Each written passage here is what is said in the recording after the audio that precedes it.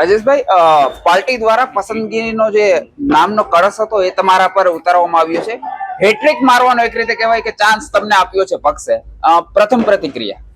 ખાસ કરીને જ્યારે આ વિસ્તારની ત્રીજી વખત મને સેવા કરવાની તક આપી ત્યારે દેશના પ્રધાનમંત્રી નરેન્દ્રભાઈ મોદી, રાષ્ટ્રીય અધ્યક્ષ જેપી નડ્ડાજી, અમારા ગૃહમંત્રી અમિતભાઈ શાહ, સાથે સાથે અમારા પ્રદેશના અધ્યક્ષ સી આર પાટીલજી, આદરણીય મુખ્યમંત્રી ભૂપેન્દ્રભાઈ પટેલ અને સૌ આગેવાનો તેમજ અમારા સૌ કાર્યકર્તાઓનો હું ખૂબ ખૂબ આભાર માનું છું કે આ વિસ્તારની સેવા કરવાની મને ત્રીજી વખત તક આપી, ત્યારે એમનો ખૂબ ખૂબ આભાર માનું છું. રાજેશભાઈ, ટાઈમિંગની જો વાત કરીએ તો ટાઈમિંગ અતિ મહત્વનો છે. અત્યારથી લઈને હવે ચૂંટણી સુધીનો કેટલું આસાન કેટલું મુશ્કેલ આ સમયગાળો તમારા માટે? ખાસ કરીને ભારતીય જનતા પાર્ટી માટે કોઈ કઠિન સમય છે જ નહીં.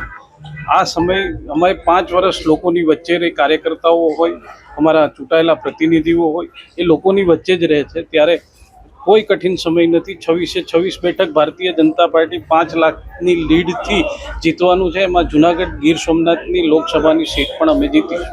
બિલકુલ, સીટ તમે જીતીશો, પણ તમને પણ ખબર છે ઘણા બધા નામો ચર્ચામાં હતા, સોશિયલ મીડિયામાં વાતો હતી, અંદર બહાર આ બધી વાતો હતી.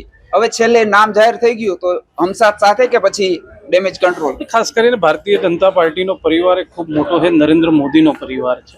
ત્યારે લોકશાહીમાં દરેક વ્યક્તિ પોતાની ટિકિટ માંગવાનો પોતાનો અધિકાર હોય છે અને કાર્યકર્તાઓને અપેક્ષાઓ હોય છે કે મને પણ ટિકિટ મળે. પણ આખરે જે વ્યક્તિને જવાબદારી મળતી હોય તો બધા સાથે મળી અને આ સીટ જીતીશું એનો અમને વિશ્વાસ છે. બધા સાથે મળી સીટ જીતીશું એવું રાજેશભાઈનું કહેવું છે. પ્રતિક પંડ્યા, ગળુ, એબીપી અસ્મિતા.